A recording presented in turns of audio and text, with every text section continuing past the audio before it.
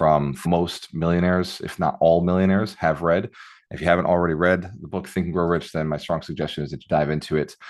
The challenge that we're going to face today in this wealth principle is the matter of depression, a matter of anxiety, a matter of loss of focus, and not knowing what to do next. And this is something that happens in times of turmoil, and it happens in good times. So there's really nobody who's ever safe from losing themselves for a little bit, not being motivated for a time, or going through a season of uncertainty on whether they're doing the right things or not. And so we're going to solve some of the problems today. We're going to look at what that is, what the major factor for not having a sense of direction or the energy to go do a thing that you know is the right thing to do. We're going to talk about how to solve that. We're going to talk about the solution behind it. But first, let me welcome you back. Welcome back, alchemists. This is the 52 Weeks to Wealth. My name is Walter Morello, and we are deep into this wonderful journey of doubling our income and doubling our net worth. Show of hands if you're still committed to the cause of building 100 millionaires. Excellent. So there's people outside of this community who are not sure if making money is a good thing. A lot of people will tell you that money is the root of all evil and that we should get rid of money and its systems altogether. And I'll tell you what I've learned, that money doesn't change a person. What does happen with money is money magnifies that which is already there. So if that person was already a kind of a pain in the butt, guess what? More money will just bring out that wonderful pain that they are. But if that person is a very good human being, cares about others, wants others to do well, then money will just expand that caring, contributing, and impactful human being. So here in Alchemist Nation, we are committed to building 100 millionaires who are inspired to build 100 millionaires. We also do all of our dealings morally, ethically, and legally. Show of hands if you still commit to doing everything morally, ethically, and legally. Excellent. In that case, we're going to dive into wealth principle number 16. There are 52 wealth principles. We've been on this 52 weeks to wealth now for 16 weeks. And the reason, by the way, if this is your first time, we do this because it's about contribution. It's about leveling up, and it's about sharpening ourselves. Many of the people on this call have been on this call for 4 and 5 years. Show of hands if you've been on it for more than 1 year. This is not your first rodeo. Excellent. Let's give our OGs a round of applause. Some of you have been on 5 years. I see Doug here, Ron here. Darina's out at another event today. And the reason we keep coming back is because there's always another level of contribution. There's always another level of life that we can live, a level of quality of income that we can have. Wealth principle number 16 is develop a fixity of purpose. And this principle came straight from the book Think and Grow Rich, where he talks about the power, the one thing that it took to make him successful, the one thing that it took for Dale Carnegie to learn, Andrew Carnegie to learn, for every person who ever came before who has become a millionaire, multimillionaire, a billionaire. They had a singular purpose. They had a driving focus that they were going toward, a sense of purpose, a sense of direction. We're going to talk about how to find yours. If you've never found it before, then today will be the most important call of your life. But if you have found it before and maybe you just need to rekindle the spark, maybe sharpen it a little bit, just maybe get some of the dust off, today is exactly why we do this every year. The opportunity for you to get a little more tighter on why you're here, what your purpose is. And for those of you who are like, purpose, you don't need purpose. You just need to go work hard, grind, hustle factor. You're wrong. We still love you anyway. And that's all right. Without purpose, we don't move. As a human species, we need to have faith. We need to believe that what we're doing is important in order for us to do it. If you didn't believe something was important, you wouldn't work for it. And if you want to know how true that is, consider the idea of going into the desert all by yourself without water. For a little while, for some time, you might not think about water. For some time, you might not think about food. For some time, you may just consider the dangers around you, the hot heat of the sun. You may consider that you're completely lost, and now you're looking for a better direction. But after, let's call it 3 hours, 4 hours, 6 hours, 10 hours, maybe day 1, day 2, you start realizing thirst is going to kill you. And suddenly your purpose is no longer, should I worry about animals? Should I find my way home? Your purpose shifts to finding water, to just staying alive another day. Show of hands if you can grasp the idea of purpose, how important it is. And it can get us to the next stage. It can get us to doing unreasonable things. When you're walking in the desert by yourself, you don't start digging into the ground. You don't start cutting at cactus. You walk in and enjoy the scenery until your purpose is to survive, is to live a little bit longer. Show of hands if we can grasp this, how purpose can suddenly change and inspire us to do things. Excellent. So every week as we go through these challenges, we have action steps. Before we dive into the action steps, I do want to share with you some of the challenges that people face. And in society today, it's kind of worse than it's not kind of, it's worse than it ever has been, because a lot of people get lost in their job. They think that their career is their purpose. They think their job is their purpose. Has anybody ever felt that before, by the way? No, this is what I do. This is who I am. This is what it is. And we start well, what do you do? I'm a teacher. What do you do? I'm a speaker. I'm an investor. I'm a chiropractor. We have these titles that we kind of bound to ourselves, and we act as if that is us. And in a world where jobs are being cut left and right, where realtors, we have a lot of realtors as friends. Realtors are struggling right now. Are you a realtor? Are you somebody who serves others? Because if the answer is you serve others, then your purpose is still intact. But if you're a realtor and you can't find deals, you're going to struggle financially and you're going to have a hard time of it. In Alchemist Nation, we talk about how to work with investors. We talk about realtors who work with investors, how they survive depressions. They just survive recessions. They have a constant, continuous stream of income because investors were still buying. True or true? By the way, show of hands if you're an investor in this call and looking to buy more real estate this year. Awesome. Excellent. Show of your hands if you're an investor in this call, you're looking to sell some real estate this year, making some sales also. Awesome. Yeah, me too. We were buying and we're selling. And people ask the question, why do real estate investors, if the whole point is to get rich and like have a lot of property, why do real estate investors sell? Because we want to buy more property. We sell smaller assets with tons of equity in them, ROE, right? Return on equity. And we buy bigger assets with very little equity on them. And we pump equity into, we force equity into it so we can buy the next bigger property. And the reason we do this is because it provides a wonderful, a fantastic hedge against inflation. But the hedge against inflation, real estate itself, is not our purpose. Our purpose, usually most of us, is to create legacy wealth for our families. Show of hands if that's true for you. If legacy wealth taps into a part of your purpose. Excellent. What about financial freedom? Do whatever you want with whoever you want. Does anybody feel that as part of their purpose? I'm not saying the whole thing. I'm just saying it taps into a part. What about contribution? Being able to pay it forward and help others who might be less fortunate, just less aware, less inclined to do the right things without somebody inspiring them. So our purpose isn't always fixed. It has components to it. It has layers to it. And a person without purpose ends up being a person who makes mistakes. If it doesn't matter what direction you go in, if you don't know where you want to go, then it doesn't matter what direction you go in, and it doesn't matter what actions you take. And so there are people who are just taking actions going through life, 40 years old, 50 years old, 60 years, 70 years old. And one day they wake up and they realize they can't leave their children anything. But even more scary, they might have to rely on their children to live. And even more embarrassing is they might not even be able to rely on their children or themselves to live. And now they have to find something with their bodies becoming frail, their relationships having many passed away, disconnected, having troubles of their own. They were now in a situation that is disturbingly surreal, like dangerous. So fans, you know, there's a lot of elderly folks, senior citizens who thought they were doing the right thing their entire lives and found out they've got nothing.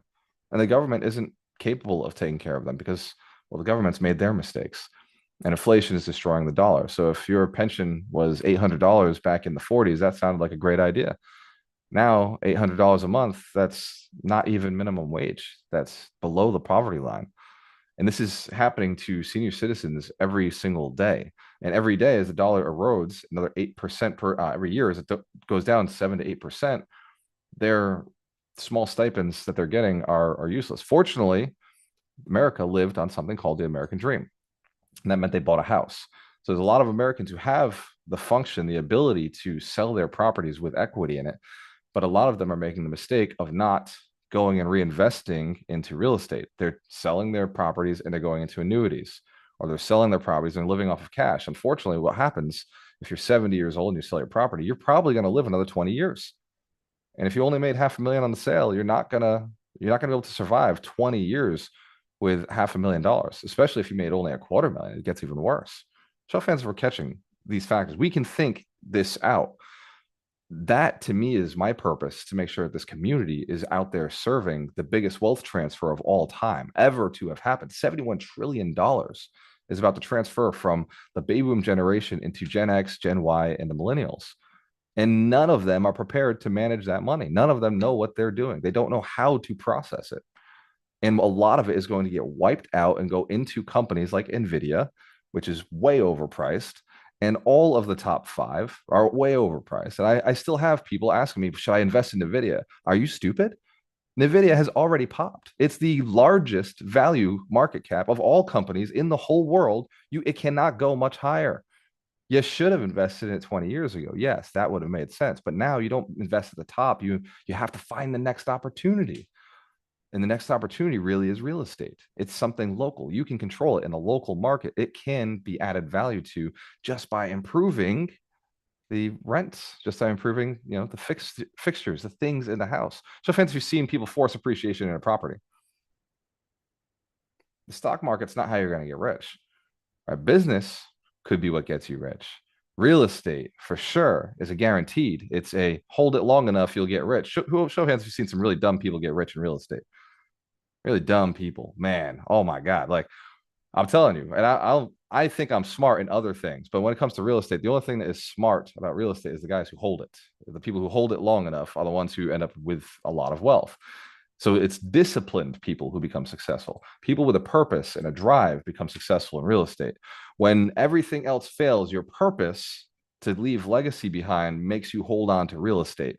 When everything else fails, your purpose to help and contribute to the country and provide housing and serve people who might not get a good quality landlord if you didn't exist. That purpose holds you forward to doing your thing. In Alchemist Nation, the purpose of knowing that there's literally $71 trillion that's about to transfer keeps me building this community and serving you so that you can go out and serve the people that really need the most amount of help. I can't go out and serve the grandmas and grandpas in their house. This literally millions of them. I can't do it by myself, but you can maybe take care of 5 this year or 5 next year or 5 or 10 the year after. Show of hands if you're committed to helping serve the next generation, the previous generation, move it into the next generation. Awesome.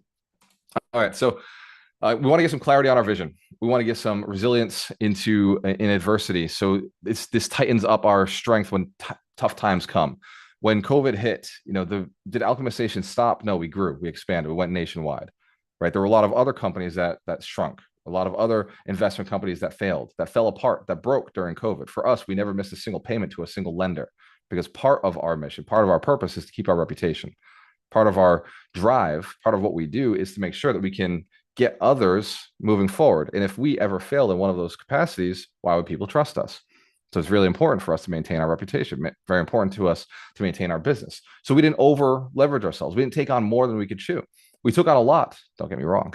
It was scary times. We took on a lot. We kept growing, and we also made some really difficult decisions because our purpose was to serve others. Our purpose was to build a community so large that we could build such a huge portfolio and make sure that we were top cutting edge of innovation when it comes to making properties and quality of living standardized, right? Making it so that people could live in an affordable house and still have a really cool house, right? Ron and I don't like paying too much for housing, but we also don't like living in bad places. So we feel the same exact way about the properties for our tenants. Show offense if you feel the same way. They should have a good house, but they shouldn't have to pay too much. But we should still get rich during the process. True or true? Just because I'm not charging, an arm and a leg doesn't mean I'm not making a massive profit. That's the goal. All right. So the third thing is alignment with actions. And when you have a purpose, by the way, show of hands if you know your purpose, you can already sense it. You're starting to get a tingle. You're starting to get aware. You're tightening it. Cool. And I want you, by the way, writing through this process. Unless you're driving, if you're driving, keep driving, right? Be safe. You can always go back and watch the recording.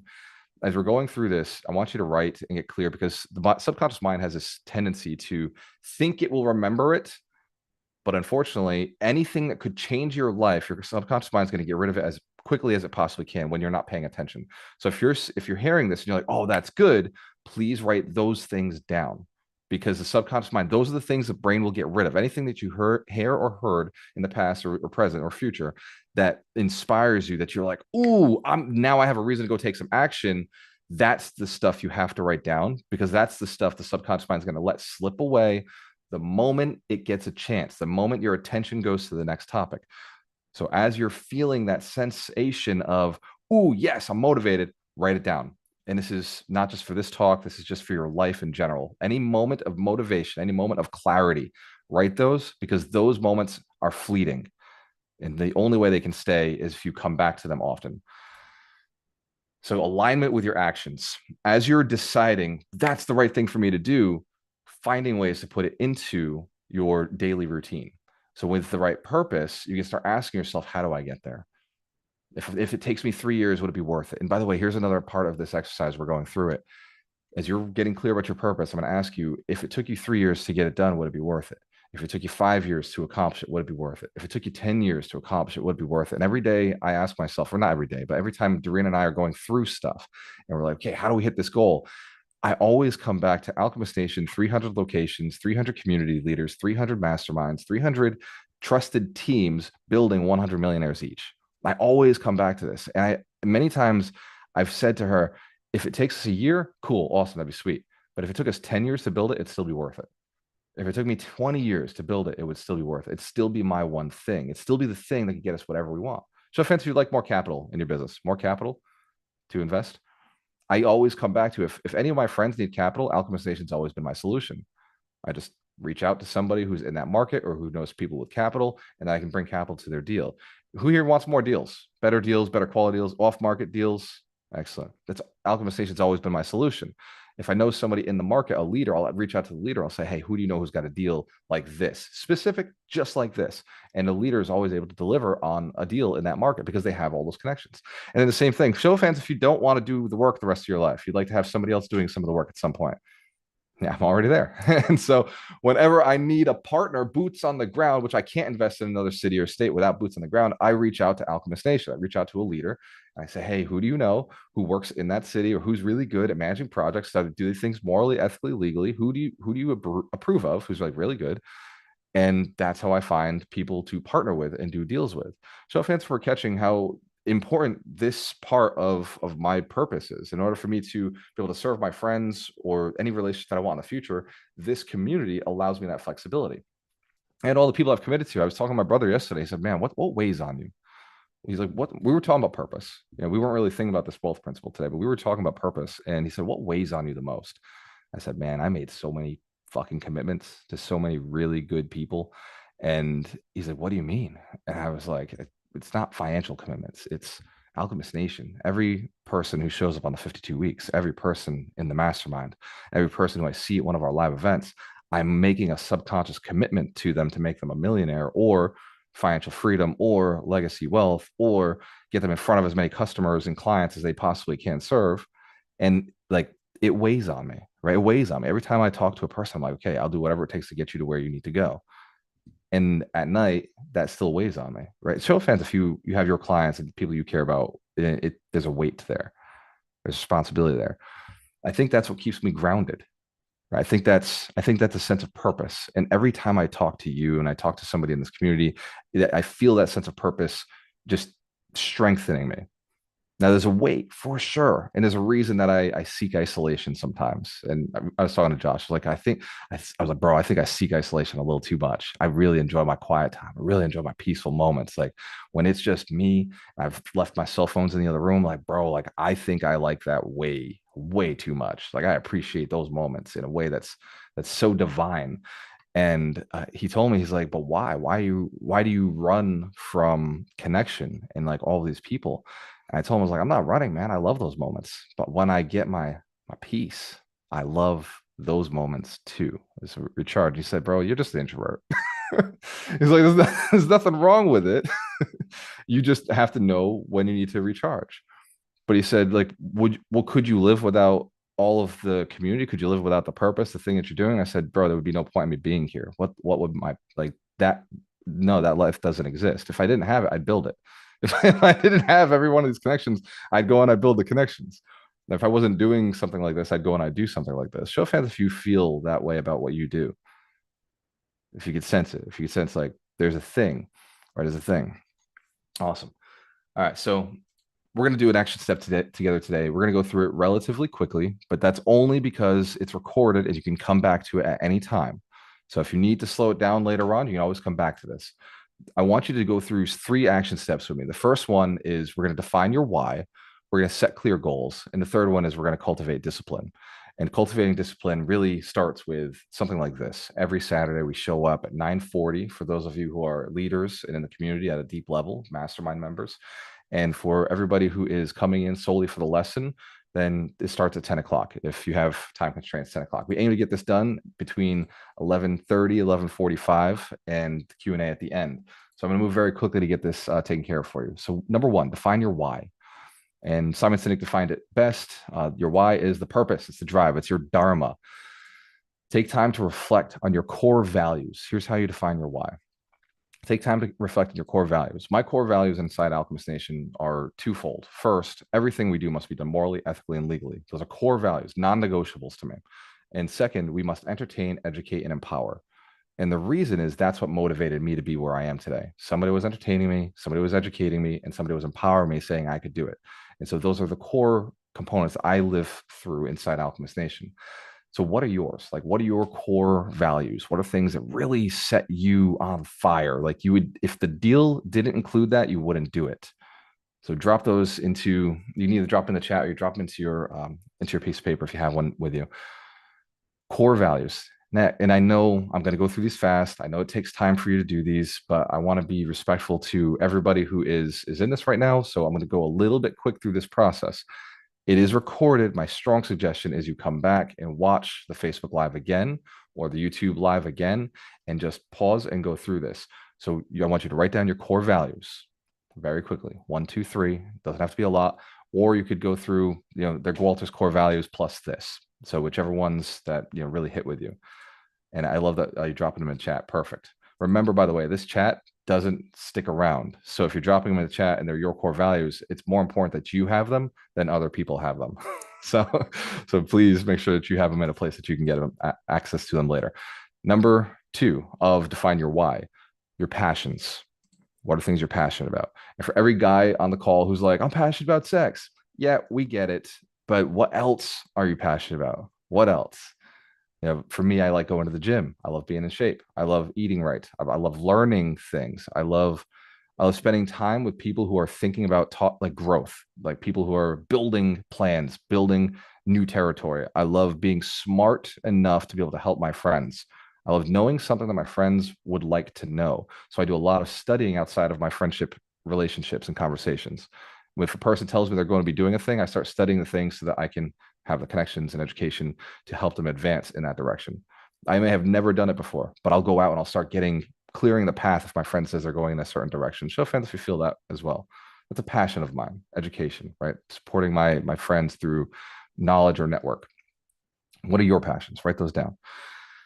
And aspirations. Aspirations are different from purpose. Aspirations are different from core values or passion. They are the things you'd like to accomplish. They're the physical things, right? I tell everybody, like, I'm going after $5 billion worth of real estate with this community.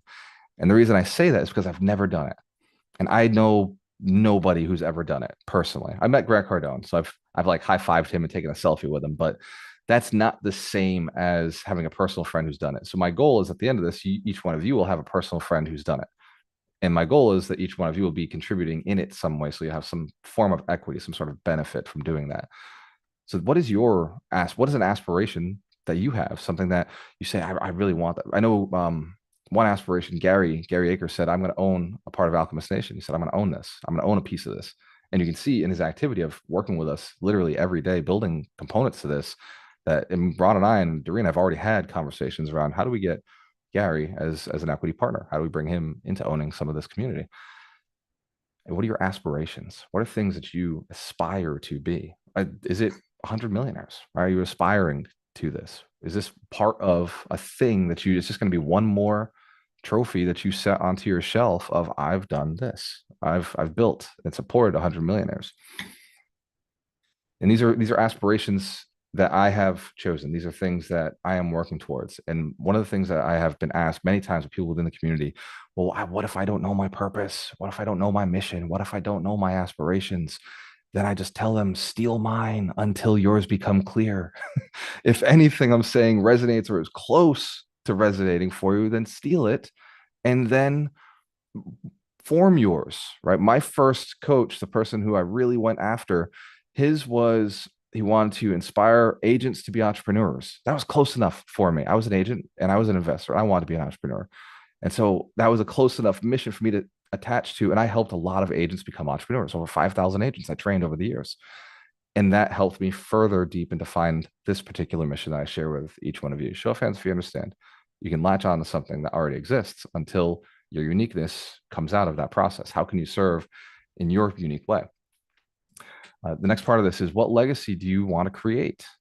Right? We're defining your why in this process. What legacy do you want to create? Write it down. Or what do you want people to say about you when you're gone? What do you want people to say about you while you're here? Often Dorina says, like, because I talk about death a lot, like in a nice way. I'll be very clear. I'm not morbid about it, but I'm like, I'm gonna die. Like, I know I'm gonna die. So this needs to get done. And I say this more often than you would think. Like, it's almost a daily level where Dorina's like, why are you pushing to get this done so fast? I'm like, because death is coming. And I don't know when it is, but I know if I'm alive right now, I got to get this accomplished. I got 6 more hours to the day. I'm not tired yet. This getting this done is necessary because death is coming, and I'm not scared of it. I'm not worried about it, but I am acutely aware that I might live to be 80 years old. It's possible. I'm 38 in 3 days. And so I'm looking at the things I want to accomplish in life are going to be like by the skin of my teeth because I want to accomplish them by certain ages, by certain times, so I can get to the next stage. So, fans, that awareness helps you as well. What legacy do you want to create? Write it down. What legacy do you want to create? What do you want left behind? What do you want to live with? There's a lot of things I want to live with. I don't want to just by the end of my life have 300 events and have built a $5 million portfolio. I want to be able to live with that and see what kind of contribution we can do with the next stage of our lives. So, if that makes sense. Like legacy, write it down. All right, define your why, the deep-seated purpose behind your wealth building endeavors. And the reason we didn't do this wealth principle is number one, is because it's not a great hook. It's not a great sexy principle, but it is absolutely necessary to motivate you after all these other principles, after all the other work we've put you through. Wealth Principle 16 weeks into this program is designed to make sure that you're back on fire, back aware of why you do what you do. And we will have other principles that come up that are more mindset like this, but most of the principles upcoming are very tactical. They always have been, always been a very tactical training, but we did a lot of mindset, too much emphasis on it in the past. So, fans, if you're okay with a little mindset now and then, because we know it's necessary. Awesome. Next, set clear goals. Goals, my system that I prefer. There are a lot of different systems, but the one that I was trained on, the one that has worked best for me, is a SMART system. So goals must be SMART, that's specific, measurable, actionable, realistic, and trackable. If they don't have time or numbers attached to them, they are not trackable. So there is no actual goal. That's actually a dream. So set clear goals to establish and make sure that you get where you want to go. So establish measurable goals that align with your long-term vision, break down your objectives into manageable milestones, and allow you to track progress and stay focused on your ultimate destination. KPIs. If you don't have key principal indicators that let you know you're doing the right thing, you need to implement them. If you don't have numbers on your goals, then there's no way for you to have a KPI. If you're looking to lose a certain amount of weight, that's a good place to start. But if you're looking to lose weight, that's a impossibility. It's never going to give you a gauge. If you want to put $1 million inside your bank account, then we know if a dollar didn't go in today, that we're not moving forward in the right direction. And if you're looking to make $1 million in a single year, if you're working 40 hours a week, then there's a certain amount of dollars that you'd have to put in every hour that you'd have to work in order to make that happen. Show of hands if we understand that these are KPIs. These are trackable things. Perfect. For real estate investors, I'll give you a very quick pro tip on how I set my goals. I buy a property that has a minimum of $1 million in equity in it every year. And that's how I stack $1 million every single year. Your goal may be different, but in order for me to attain that goal, I have to go and buy properties that are worth $4 or $5 million for $3 or $4 million. Show of hands if that makes sense. And this is only a suggestion. I get asked way too many, sidebar on setting clear goals. I asked way too many times, what property size should I start with? Should I start with a duplex? Should I start with a single family? Should I start with a 10 unit? Should I just go and start syndication and buy 100 units with a bunch of guys? And the answer is, what one will you do? Right? The best answer I have given to a person is whichever one you will do, go do it now. If you want to flip a doghouse, I don't give a shit. Go buy a doghouse and rent that out to somebody. Like, just do the deal that you will do today.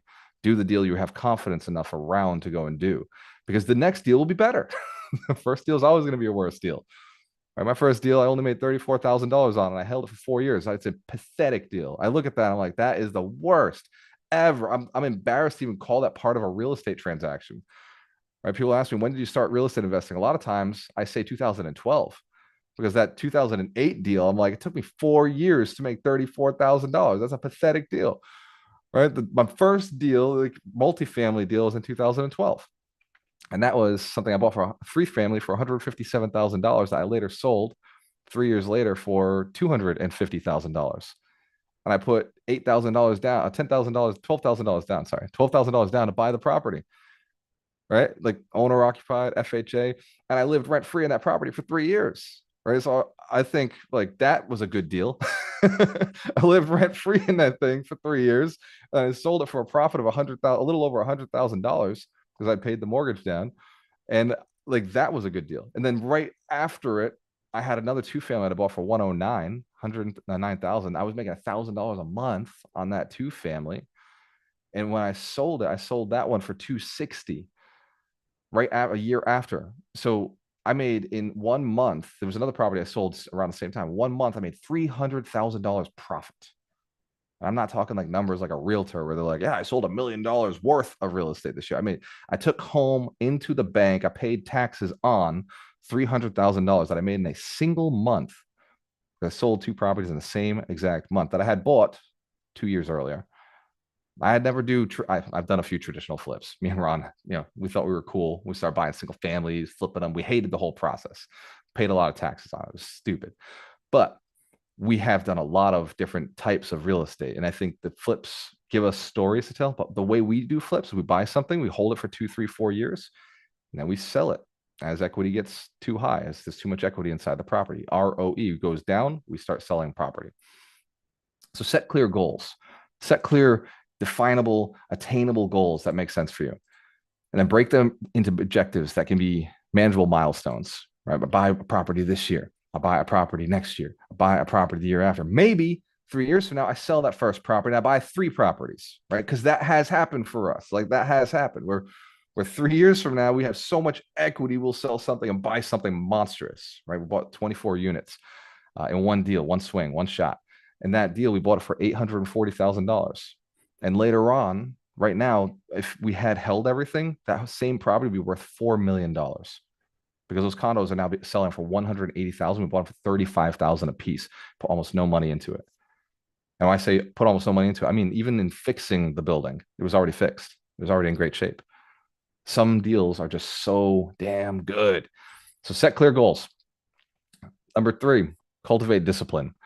Develop habits and routines to support your goals and reinforce your commitment to success. This call is one of those. This call will force you to be thinking about real estate again. This call will force you to be connecting with other people again. This call will force you to get that education to go and take some action. Show of hands if you've been with us long enough and you feel that energy every time you get on this call.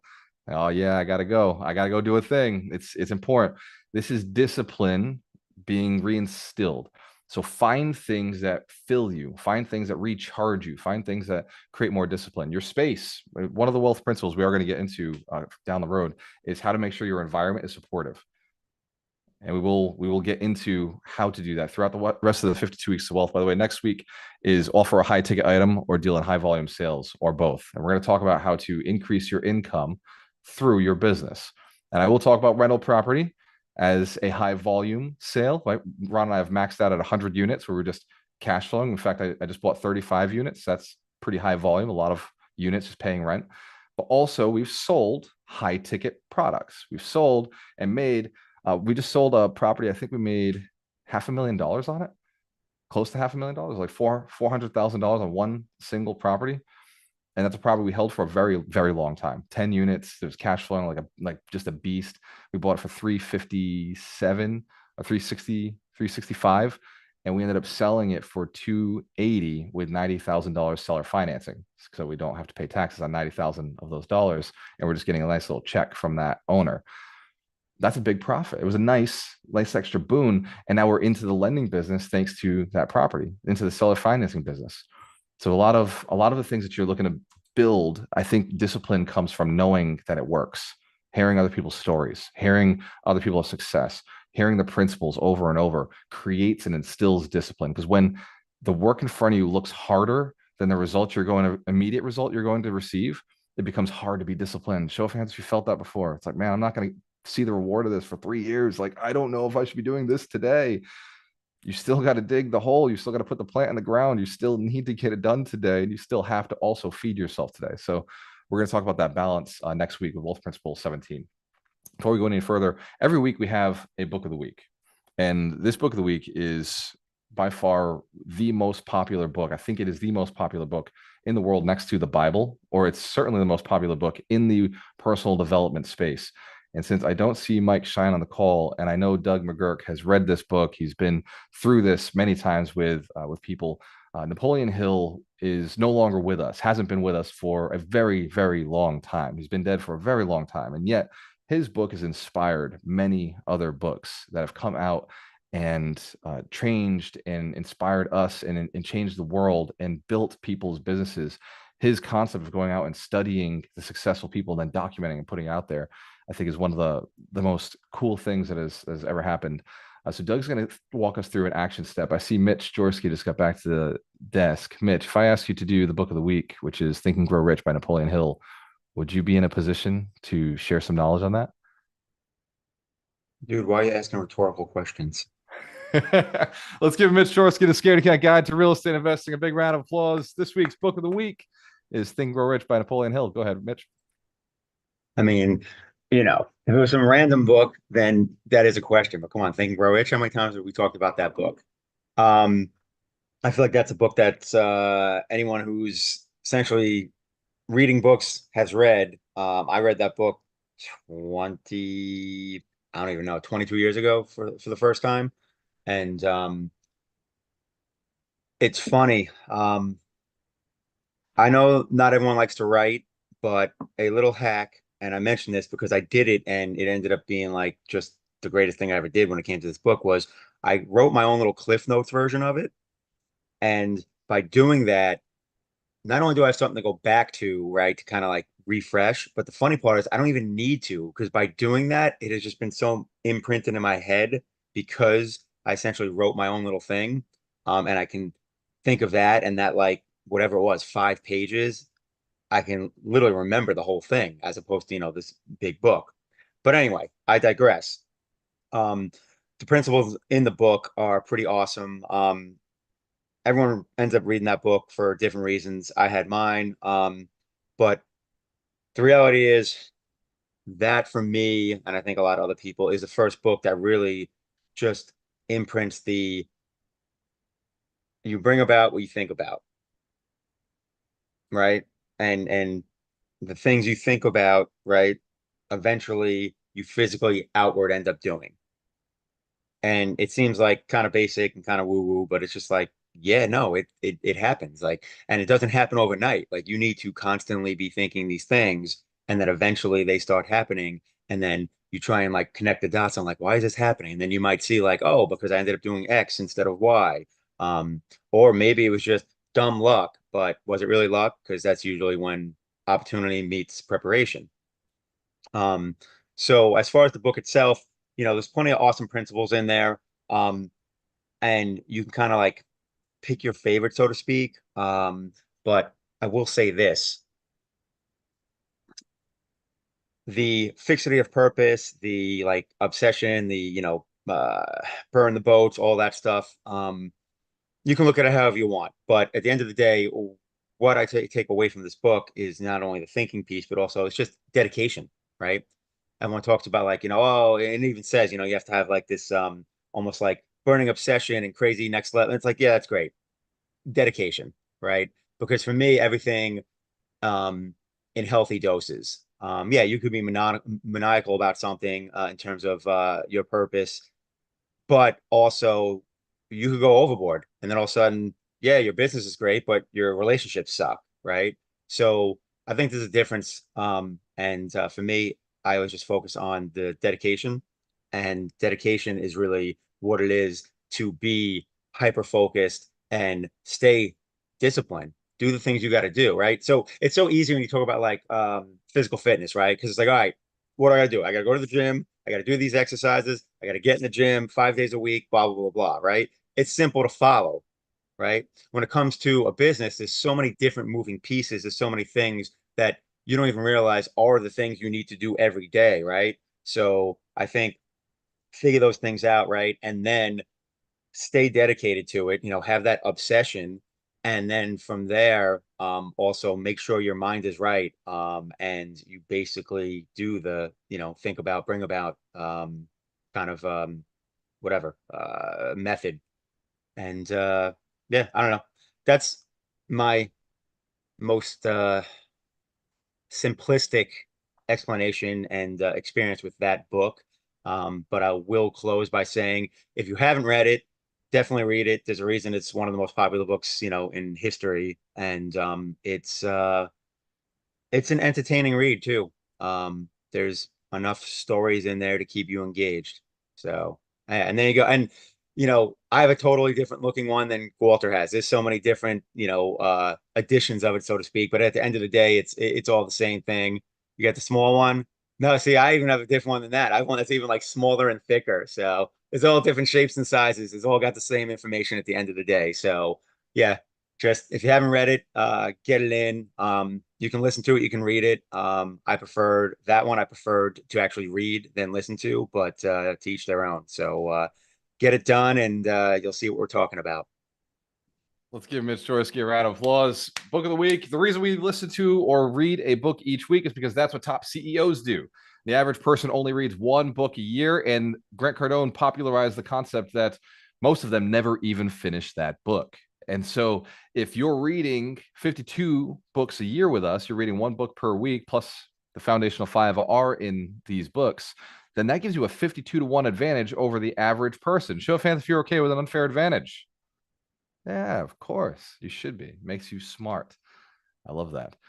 And Darina has asked me to give something away for free for everybody who is on the call for the first time. If you've never been a part of Alchemist Nation or don't know quite how we do what we do or why we do what we do, or you're just looking for your own path, how to get to that next $1 million, there is a website we give to everybody for free. We'll never charge you for anything on that site. It is yourmillionairepath.com. Go take the 6 questions and it will spit out your Millionaire Path report. That is a free report that you get to use. You can take it to your coach, take it to your realtor, take it to your wife or your husband, and tell them, hey, this is how we're going to make our $1 million. And to the extent that you follow that path, you will be successful.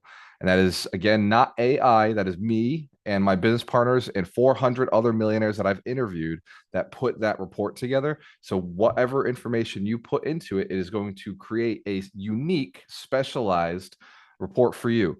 But of the specialized unique reports, I personally wrote every single one of those sections, which is why it has taken me so long to create it and so long to update it. It is not tied into AI. It will not change its information because I've looked at the AIs and they're too soft with their financial advice. They're too all over the place. If you ever go into ChatGPT and you say, how to become a millionaire, it's like, well, you could do all these different things.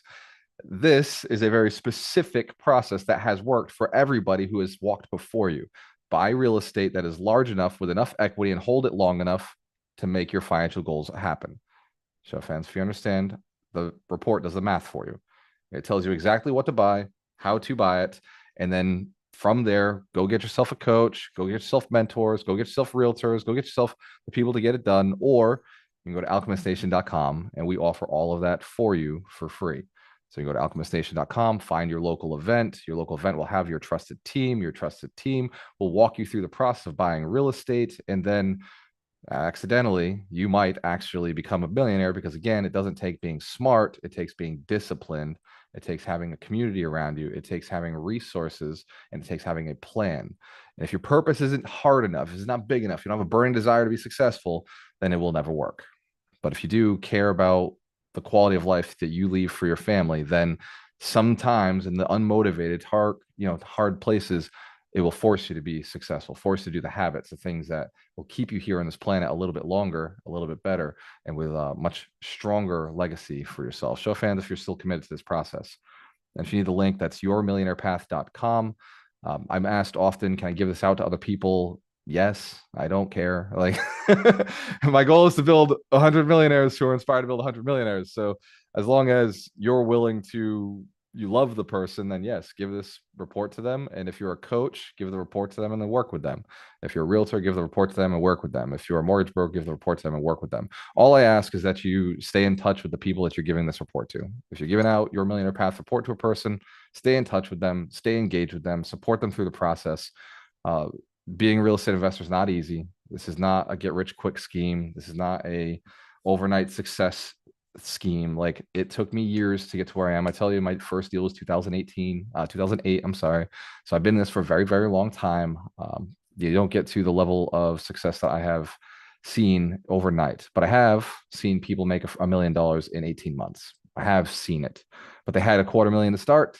So if you don't have your quarter million to start, you got to get to quarter million, which is why my first book was Broke to a Quarter Million. So you go to broke-to-a-quarter-million.com and get the book for free, or go to Amazon and donate the $7 to the cause. But that is my point to you. Is my purpose is clear and defined. It's easy. You can see it in the logo, you can see it in the websites, you can see it in everything that we're doing. You see it in the faces on the screen.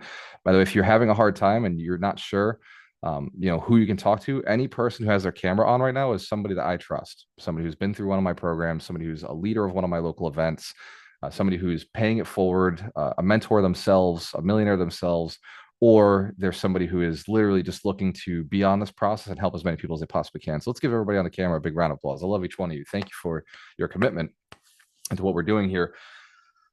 Now, every week, fortunately, we're blessed to have Doug McGurk. Doug McGurk worked with Tony Robbins for 3 years. And since he left Tony Robbins, by the way, he coached Tony Robbins' clients for 3 years, touring the country, helping people and agents and investors level up their mindset, maximize the return on investment, maximize their quality and happiness while they were increasing their income.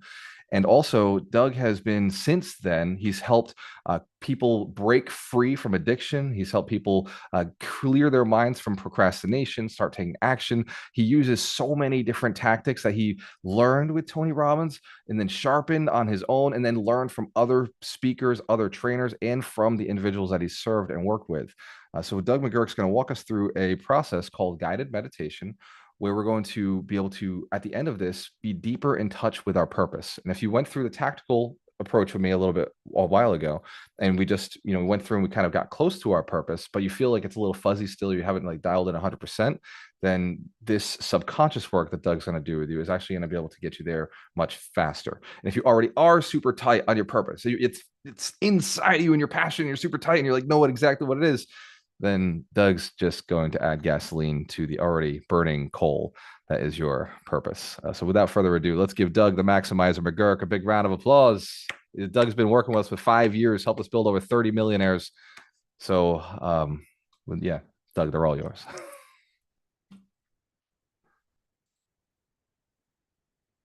Thank you. Let's give Walter a hand. Come on, and Mitch and everyone here for being here. You guys, as Walter was sharing, your discipline of showing up is step one. Step two is take action with everything that you do here, everything that you learn, because knowledge is just potential power. So also, I just wanted to quickly share with you something about Think and Grow Rich. Tony, as Walter shared, I worked with him for several years.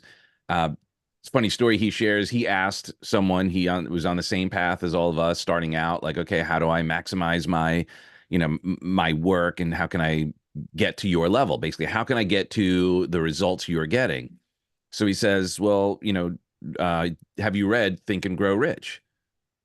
And Tony says, well, yeah, of course I've read it. And then the guy says, how many times? Because every time we read a book like that, we're going to have a new distinction. The power of that book, and every book, of course, but there's something interesting about that book that he talks about, is he never tells you exactly the secrets.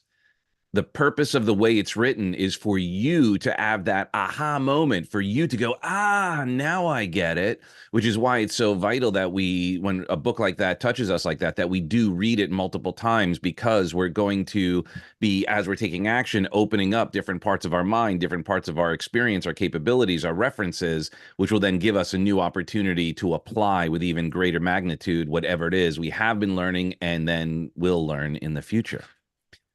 So, with Doug, that being said, Yeah, Can I go share ahead. that? It was 3 times I read that book and still didn't know the answer. 3 times I read that book, got a lot of really good stuff out of it, but still didn't know the answer. Read it 3 times and I couldn't figure it out. And my hallucination is when you read it again, yet another aha moment will come in. Just like how many times do you read this Science of Getting Rich? Every weekend for the last 5 years. Huh. Interesting. How many of us have ever read something once and go, okay, I'm done?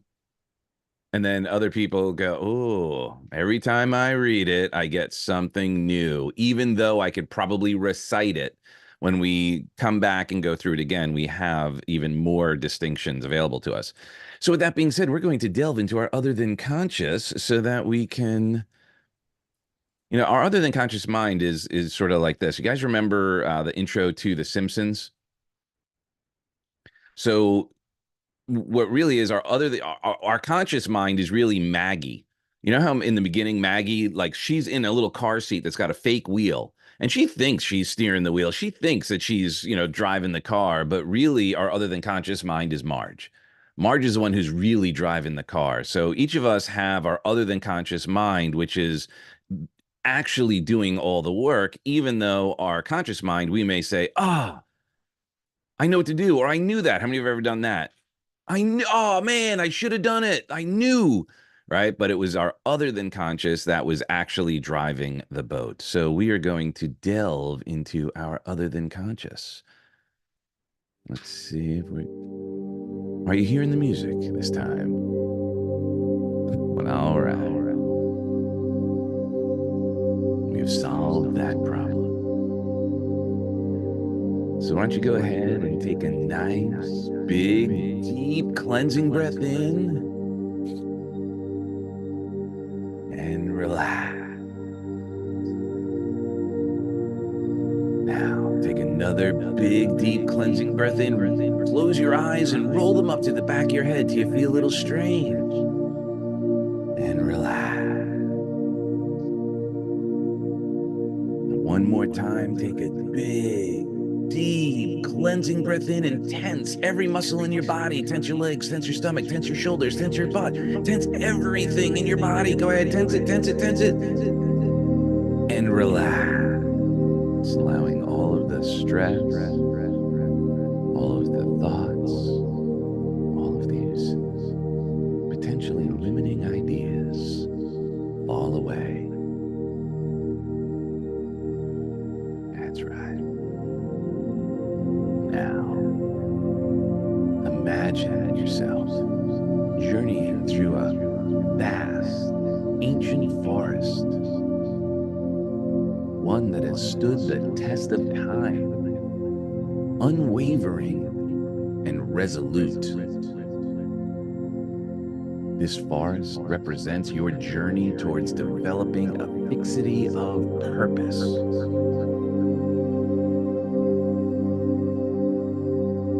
The trees, tall and steadfast, have grown toward the sun with singular focus,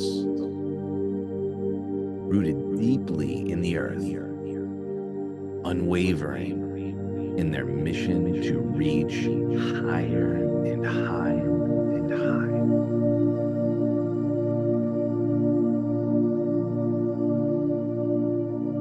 And I wonder, with every breath you take in now, you can connect even more to your focus, to your mission, and connect to your higher power, to God.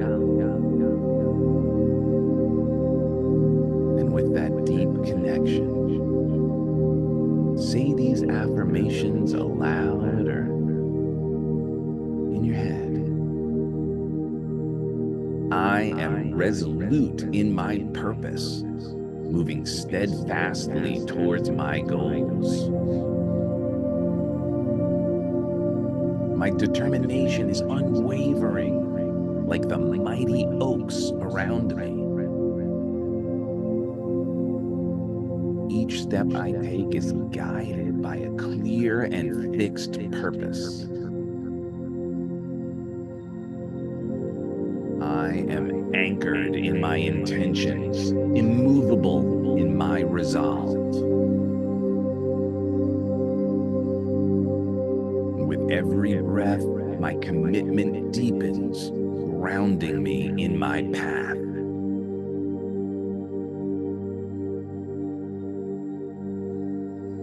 And as these affirmations anchor even more deeply in your other than conscious mind, let's take them even deeper by answering these questions. Why is my purpose becoming clearer with each passing day? How does it feel to be so unwavering in my journey? What strengths do I discover within myself as I develop this fixity of purpose? Why am I so confident in the steadfastness of my resolve?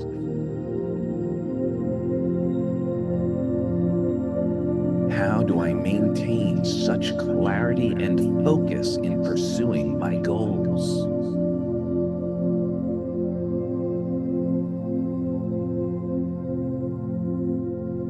And as you meander through this forest, observe how each tree, despite the different seasons and challenges, remains fixed in its purpose of growth, its mission reaching toward the sky. They adapt, they grow, they overcome, and yet their core mission remains unchanged.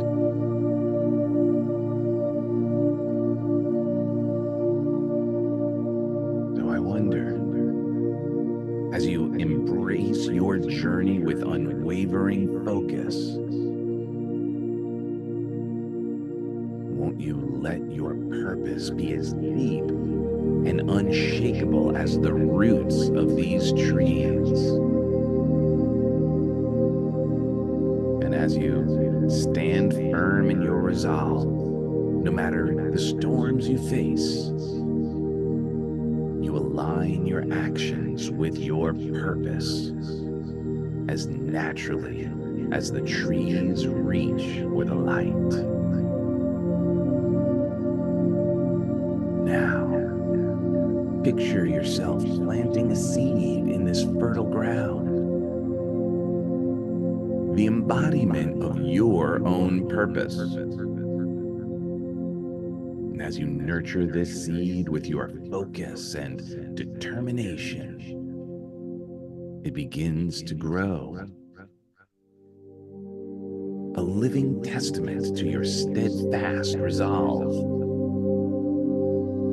This tree, your tree, symbolizes your journey, growing stronger and stronger and more resolute with each passing day.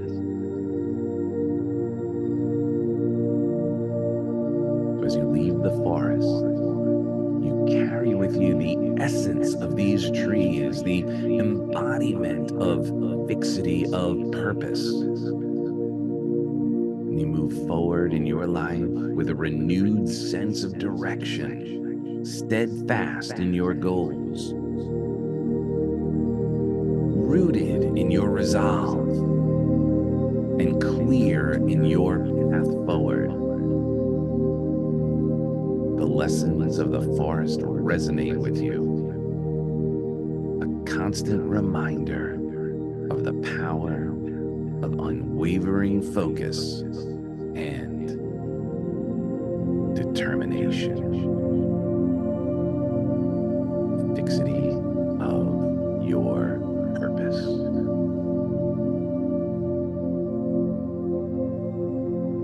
And as you come on back, allowing yourself to gently open your eyes when you're ready, know that all you need is within you now.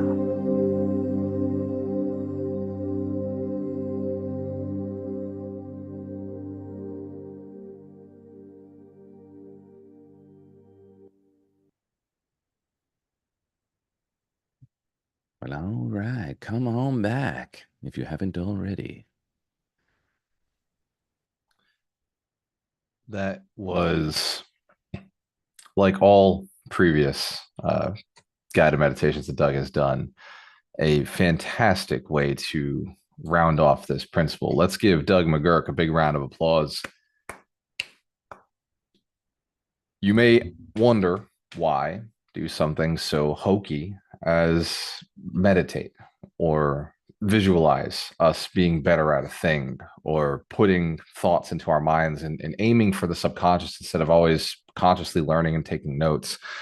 And the answer is accelerated learning. Again, I mentioned, life is short. I'm always looking at the end and saying, I've got to leverage what I've got here.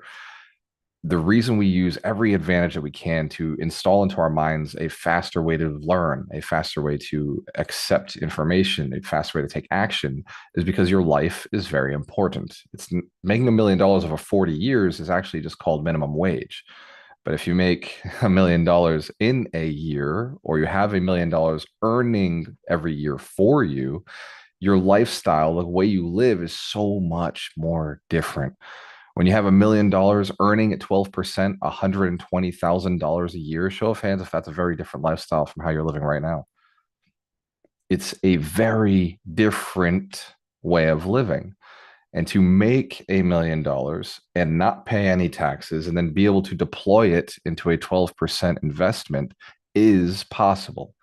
I just watched Dorina do this with $100,000. She took $100,000 of profit from a property, 1031 exchanged it into a DST, which is a Delaware statutory trust, which is a tax-free entity when you 1031 exchange, and now she's getting paid 12% on her money.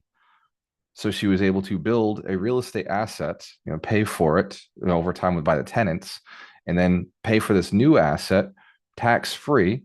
And she also took the other half of that profit, that portfolio, and she put it into a deal that she did with me and Greg in Illinois, where she gained an additional $200,000 in equity as long as we hold the property long enough to sustain the growth path we're on. We just did math, and it looks like that property is going to pull in about $75,000 a year. Now she has to split that 3 ways because me and Greg are in that deal. But show of hands if you wouldn't mind an extra $20,000 a year for a $140,000 investment. I agree. It's a good way to live. The best part about this is she sold a 3-family that she had bought 4 years ago, and she made a $300,000 profit. She didn't pay taxes because she split it into 2 different assets. One was an oil deal, and the other one was a real estate deal that she did with us. And both are paying her. Both she has equity in, and both she didn't like that 3-family anymore. But both of these are way more fun for her than that 3-family was. The 3-family wasn't really paying anything. Show of hands if we understand how this works. That 3-family was like barely making anything. It had all this equity in it, but it was like sometimes she had to pay into the property, right, to fix stuff. So it wasn't a very exciting property. But when she sold it, suddenly she gained 2 assets, both passive. Show of hands if we understand. It's not an overnight thing, but it is a guaranteed thing. It is a stay in it long enough, work hard enough at this, be disciplined, and you can get very, very wealthy. Or you could just, Dorina gets an extra $2,000-3,000 a month. You could just stop there too. That's one deal. Fortunately, before Dorina and I connected, she had bought 3 properties. And so she's invested in other assets. As she sold each one of them, she's rolled them into other passive assets that are also paying her and also providing her with more equity. And so your financial freedom has been done by somebody who came from another country. Like you're the same process we're teaching you, same thing. She came from another country. She's a woman. So women on the call, like, and for all the guys, like, just know that it's not gender specific. Success isn't gender specific. And she's very short. So for all my short people, my tall people, just so you know, it doesn't matter how tall or smart or sharp or short you are. What does matter is how disciplined you are. She bought real estate. She bought real estate in a new country, a country she had only lived in for 7 years. And she bought real estate in a country she wasn't born with this language. She had to learn it somewhere else. She had to learn it and then learned it again here because she had to learn it twice because English is not quite the same as what they teach you in Russia. And today she's out at another event learning how to raise capital in a fundraising event so she can learn how to raise capital because it's something that the community has been asking for. The community is now doing deals. They need other people's money, and they're not. We've been many times been asked, like, how do you raise capital? How do you raise capital? I've taught it many times, but Darina has been really internalizing and going out and like learning who are the best attorneys to do funds, what are the right structures to be putting things in, and that's why. And she loves, by the way, loves learning just like me, and that's why she's out at the capital raising event out in Miami right now. For everybody who is new to the community, the link for Your Millionaire Path is yourmillionairepath.com. I see a bunch of messages that are being sent directly to me, although that is cool. It doesn't really help the rest of the community. So I will answer some of those questions that I have coming to me. And by the way, for everybody who's come in through Facebook, let's give Michael Gabriel a big round of applause. He's doing all of our traffic on the Facebook side.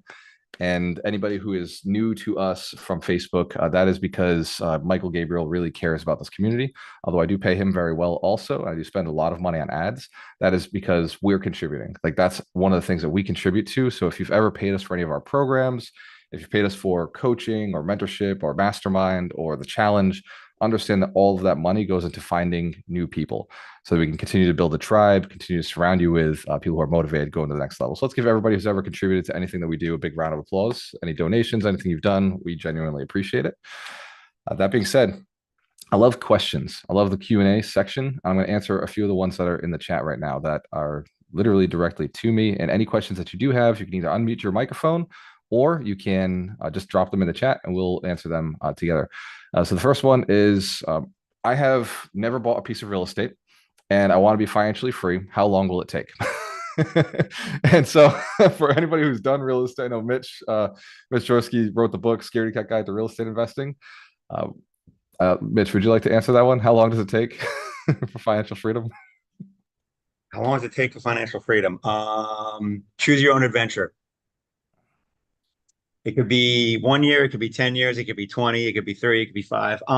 But and Walter says it all the time. I mean, generally 3 to 5 years is the target. If you're looking to quote unquote get rich in real estate in less than 3 years, well, you might be, I don't know, a little bit too excited, or that's not even the right word. Someone's telling you can do it faster, they're probably selling you something, but it can be done. I mean, I know people that, just, went from 0 to 60, like literally as in like 0 units and all of a sudden like bought a apartment building right off the bat, generally with partners. But by doing that, you can get that financial freedom faster. And it still honestly takes a few years. Like I got a buddy who was an engineer, owned no real estate, came to my local meetup that I co-host in Delray Beach and met his partner there. That partner also didn't do real estate yet, but he had a good source of money because he was a financial planner. So he had access to people and, investors. And together they bought I think it was like a 35 unit to start. And then they got like another like 25. And then they got I think it was like another, like it was a 40 or 45. And between those 3 properties, he was like, hell, I'm leaving my job. Like, I don't need to be an engineer anymore. And that was probably, I'm going to say 2.5 years. And that's one of the most successful, fastest processes I've seen in terms of anyone in my network. Right. So it's going to take a few years regardless.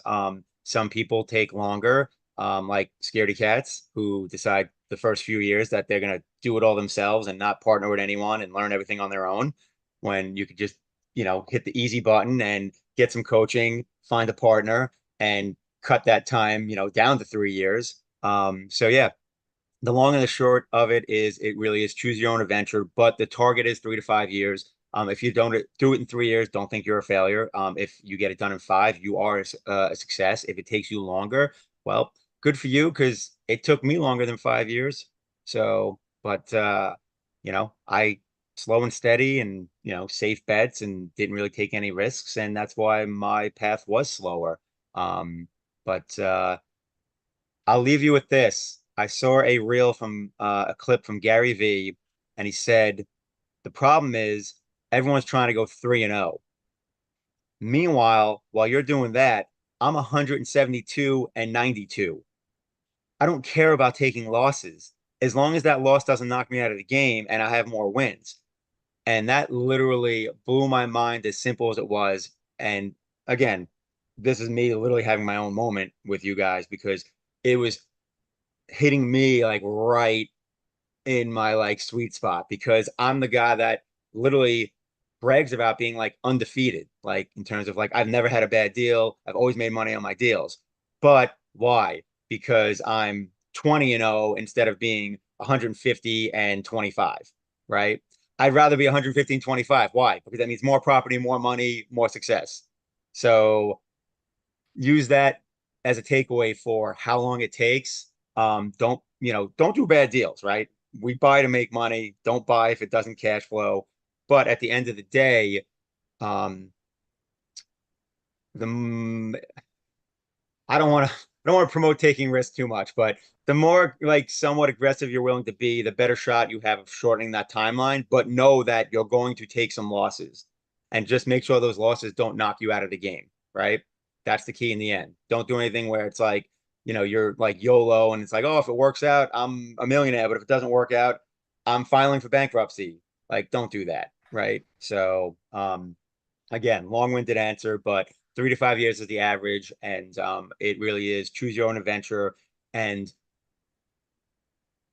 realize who you are, and then work with that. I'm a risk-averse person, so I have to press myself to be more aggressive, right? If you're super aggressive, then you might want to be like, oh shit, I need to either partner up with someone that is a little more prudent, or I need to just keep myself in check and put some lanes, some bumpers to my left and my right, so I don't go too crazy, right? So know thyself, and I will leave it at that.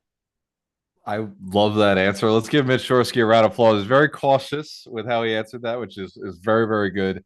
And I'll add the bumpers for you. If you find yourself you're a very aggressive person, you just take action immediately. You're very like you hear an idea and you just jump into it and you go all in and you just like you don't look up, you just work, grind. Then the bumpers would be a mastermind. And we do have a mastermind that we offer. And that would be a place, if you find yourself, you just know yourself, you just take a lot of action and you have put yourself in bad spots before because of how much action you took, then that would be, I would say, get into the mastermind. But if you're somebody who is very cautious and you're going through things and you're really calculated about everything that you do and you get really, really educated before taking decisions and you move very slowly, then there's nothing wrong with that. There's really nothing wrong with moving at a slow clip and taking your time. It does take longer, and for me, I'm one of those people who just like flies at success, but I document everything on my way through. So it's allowed me to very stably build as I make mistakes. I'm able to very stably like notch and never go back. I also have never lost money on a deal. And the reason is I never ever sell if the deal would lose money. I hold it. I have bled out on a deal, but then turned the deal into something profitable. So I have lost money monthly, but then turned it into a profitable cash flowing deal. So I may look like I'm losing for a short period of time. In the short term, when I take on a brand new project, I dump $500,000 into it. It's like, wow, that's a big loss that year. Yeah, the property needed some freaking work. It was empty, right? It needed some work. But then in the next year, when I start making back, $40,000 a year, $50,000 a year, $60,000 a year, in a very short period of time, I've gotten my $500,000 back. When the equity I've built into the building itself is $2-3 million, I've already made my money back on equity side, and the cash flow will come inevitably. So, but we've never, Ron and I have an investment strategy, and Greg follows the same thing with us, and Mitch follows the same strategy. We never lose money on a deal because we just don't sell the deal until it becomes profitable. So if that makes sense, we stay in it long enough to make it profitable. And we fortunately have a large enough portfolio. We can have some bad deals sitting in there covered by other deals, where if something is taking a longer period of time, something else can cover it. But we will not sell until we've gotten to the point where our investors and ourselves are making a profit on that deal. Go ahead, Roland. I see you unmuted, brother. Yeah, thank you. So 2 things. So I just closed on an acquisition of a shithole property that we're going to make very, very profitable by converting it to a pad split. And so if any of you are interested in seeing the transition from where it is now to what it's going to be, I don't have any problem taking you on a tour in the property once we have it open and available. I don't have any problem showing you our quotes for getting the property ready and converted. I don't have any problem showing you the completed product. So if you have any questions about that, if you want any guidance, or if you just want to see me go through it so that when you decide to do your own purchase and acquisition and your own rehab, you have a better sense by seeing, somebody else do it. I'm available and I have that as well. Another thing is I had an event at Rusty Pelican, and actually we had an Alchemist Nation member speak at that event. Eric Bone has spoken at that event. So a couple of other people spoke as well. But one of the things that was said, and this wasn't said by Eric, and the question was, what is the number one book in the world for getting rich? And I'll ask Galter or anyone, what is the number one book that you would say is the number one book in the world for getting rich? Roland, it's interesting that you ask that question on today's principle. It is the number one book in the world for getting rich is Think and Grow Rich by Napoleon Hill. It is voted on by everybody in the world. But I will say that there is another book, and this may be a little controversial, but the Bible is the most famous book, the most popular book. And of the millionaires I've interviewed, 80% of them are devout, religious Christians. So Yes, sir. there you go, Roland. It's a twofold answer there. Let me give you a third book. I'm gonna give you a third book, and this is the first time I've ever heard this put in this way. And I think it was just interesting. It said the tax code. That is the number one book in the world for getting rich, because if you read the tax code, they'll tell you, the government tells you everything that it wants you to do and all the tax breaks that you'll get for doing it and how to use the tax code to make money without getting taxed. And so the tax code is if you want to get rich, in addition to reading the Bible, and in addition to reading Think and Grow Rich, read the tax code. Let's give Roland Charles a round of applause. This goes straight to the core of the game itself. I was on a podcast the other day and I was talking about wealth, and we were talking about how wealth is a game. And they're like, it's not a game. Like, these people are like, this is serious. People lose jobs and people don't have money and they can't afford things. I was like, no, I understand. I get that there's a lot of people who don't know it's a game. I get there's a lot of people not following the rules to the game, but the rules are written. The tax code are the rules. And if you go and you follow the rules of the tax code, it tells you what to do and tells you what to invest in, and you'll never pay any taxes. The government will never charge you tax if you do what they want. Create jobs, create businesses, create jobs, create housing, provide services, provide charity, and provide religion, mission, purpose to a community. They don't tax educators. They don't tax teachers, right? They don't tax the college institutions, the high schools. They don't tax anything that pays or serves the poor. They don't tax any kind of charity. They don't tax anything that is a business that reinvested every dollar back into the business or paid salaries. They don't tax the owner on anything you reinvested back in the business. And same with real estate. They don't tax you on the asset itself. They tax you literally on nothing except for the money you take out of the business.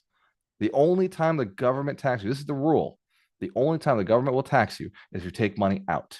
If you take money out of the system.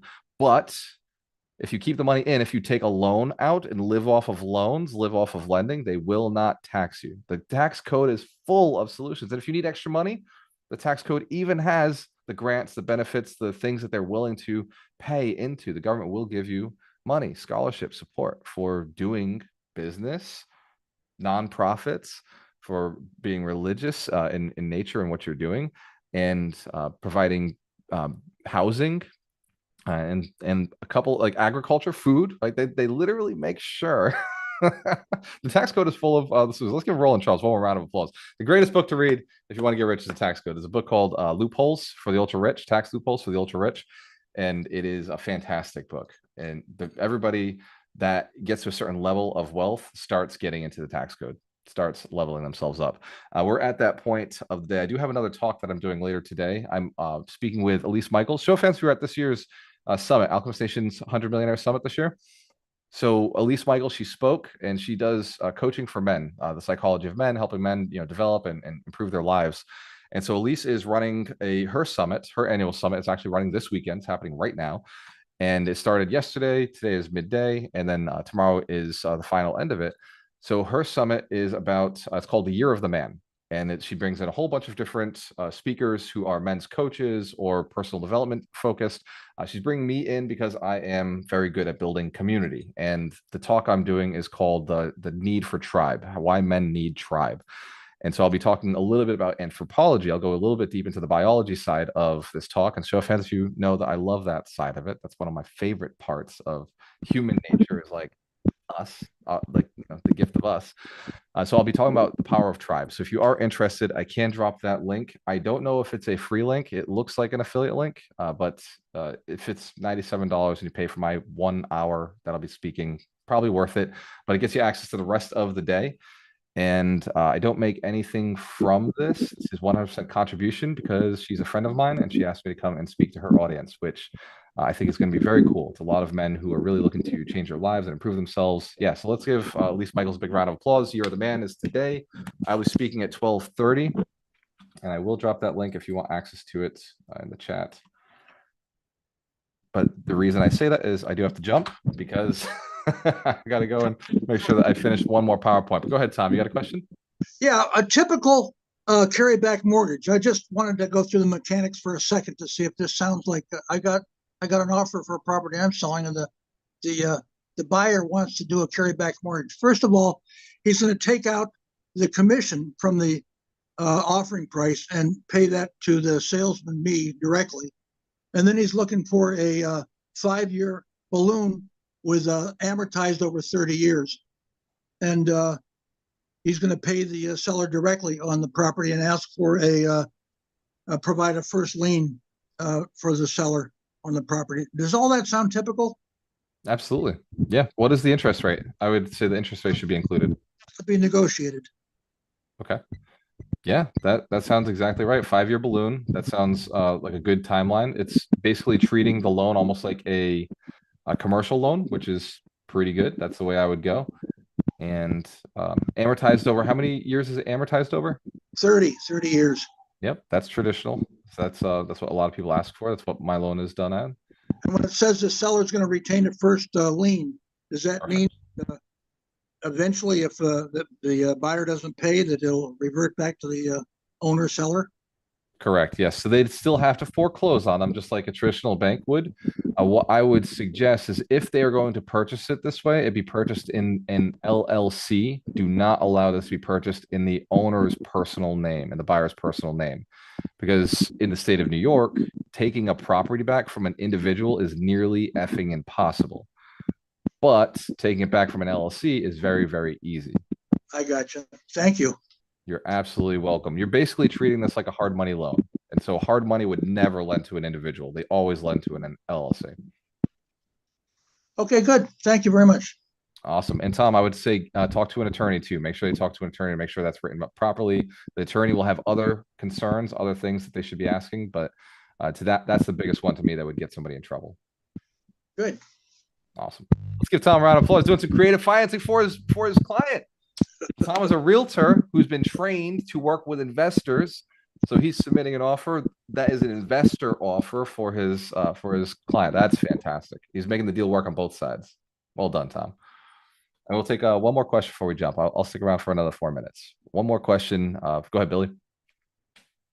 What's up, Walter? Good to see you. Billy Reuter was another speaker at the 100 Millionaire Summit. So this year he dedicated his trifecta to us. He donated some time and spoke on our stage and talked about the success trifecta. Go ahead, Billy. Man, I appreciate that. Thank you. Yeah, I'll make this super fast to honor your time for sure.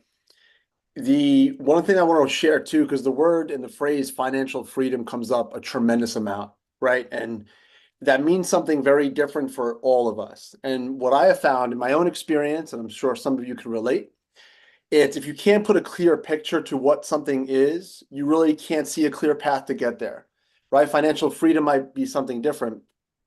So what I always share around this topic, it's like, think of your particular life, right? So if you just take the word financial freedom, put it on a shelf, what would your life look like and feel like if your mortgage was paid? If you had one investment and took care of your mortgage, right? Or another investment and your rent and your mortgage, your cell phone and your food bill was taken care of. That's a level of freedom, which I think is very powerful. So when we take a concept like that and personalize it, you'll be more disciplined to do the actions. I hope that makes sense, right? It's like when you articulate, I know Walter talked about it at the beginning, when you put numbers to things, right? It makes it more driven. It makes you show up every single day with the discipline. You'll be more apt to be more disciplined because you have a fixated number. Your financial freedom number might be $7,000 a month. So you reverse engineer that path. And that's why you got to get around people like Walter, Alchemist Nation, because they will accelerate that path. And the last thing I'll share from this book, Napoleon Hill, I'm going to say change and save my life, because one of the principles that I read 20 something years ago was the idea of masterminding. I've never even heard of that phrase before until I read Think and Grow Rich. I created a mastermind 21 years ago. And then when I fell short in business, I was struggling. I thought I was by myself. The mastermind I created back then saved me. It was having a community of people. It was to know I wasn't alone, to shoot ideas off of. So if you have the capacity to get around people like Walter in this mastermind, you're just taking this duration and you're cutting it so much more. And it's not just that you'll make a ton more money much faster. The energy, the emotions, when you think like you're alone and you just need people to support, I'm telling you, masterminding has, it'll be my last breath on this earth. I'll say, everybody join the mastermind and then I'll die. Like, it is that important to get around the powerful community, to know you're not alone, and to get the support that we all need. So again, guys, make these financial freedom goals, make them real for you. That's something that, you personalize that connection. I promise you'll wake up with passion and purpose the next day because you can see and articulate your goal. I try to talk really fast to manage the time. I love you all. Thank you. Let's give Billy Reuter a round of applause. He's got a lot to give. I asked Billy to create a video the other day. He put it into Alchemist Station, so there's more content coming. Sonia asked, what is the book that I just offered? It was Loopholes of Real Estate by Garrett Sutton, Esquire. He's the author. It's through the Rich Dad, Poor Dad Foundation. Long, big, thick book, but I will tell you it's totally worth the read. Just listen to it on audio. Just let it get into your head. If one thing sticks and you learn one thing, then it was worth it. One more time, let's give everybody on the call a big round of applause. If you are new to Alchemist Nation, go to yourmillionairepath.com, get your free Millionaire Path report. If you've been with us for a long time, then you know the deal. Get to your local event, look up your local leaders, find out who is running an event, when the dates are. If you're like me, I've been traveling to other Alchemist Station events now. I'm getting a tremendous amount of value from being inside their rooms. So just because you have a local event doesn't mean you shouldn't go to one that's an hour away. There's a lot of opportunity in all the different rooms. So definitely check out other people's events. And if I can give one more free thing, I Build Millionaires. This is... throw your hand to the camera if you got a text from us this morning, a reminder text. Okay. All right, good. That worked. If you get annoyed by our text, please let us know. Please don't hit the stop button because then I won't be able to text you anything. But if anything that I'm texting you and you're saying, hey, I shouldn't be getting this text, or this text is annoying, or don't send me this text, send us those so we can educate our system a little bit better. The reason I don't text you too much is because I don't want to bother you. But I was asked to start texting out the link to the 52 Weeks of Wealth because people were having a hard time finding it. And so we're now texting that link on Saturday morning. It is just as a value. It's just as a service. But please, I'm very, very much against texting for no reason, emailing for no reason. So if there's ever any texts that are coming through to you, I really want to clean that up. And if there is something you would like to be notified on, please let us know. I know this, I got a lot of requests in my email that were saying, I don't know how to find the link to I Build Millionaires. I don't know how to find the link to the 52 weeks. So we only recently started looking at how to address that. If you have any ideas, please send us emails at events@alchemiststation.com, and we'll review all of those because it's very important to us. Joy, I see your hand up, but I do have to jump. Do you have those? Are you able to just put those links right on the our app or whatever you call it? Mighty Networks? Yeah. Yes. If you can just like put those links so that we know each week what the link is for, what we're supposed to be doing, it would be easier just to go in there and find it.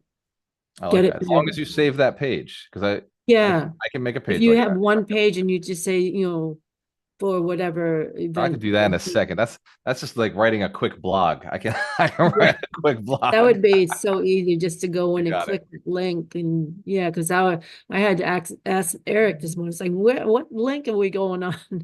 So he sent me the link All because right, well, let's actually give I Eric a didn't round of get. applause. It's all about Yeah. having good connections, right? You got to know somebody.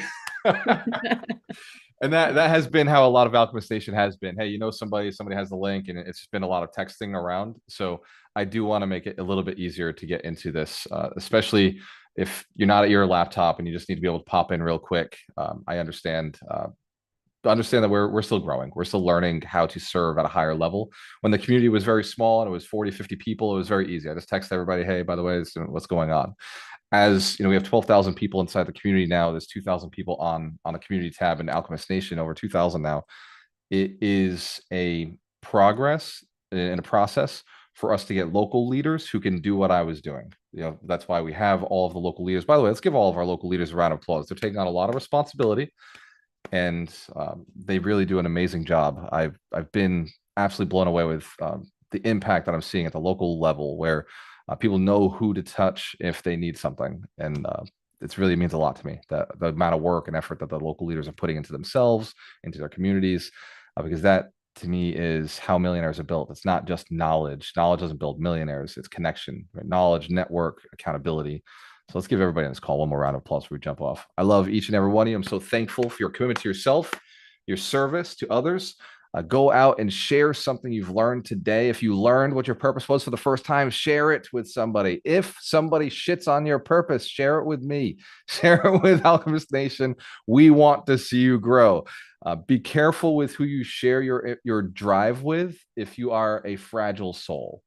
But if you're a tough person, if you're disciplined, if you know where you're going, you nobody can stop you, then share your purpose with absolutely everybody and let the haters fuel you.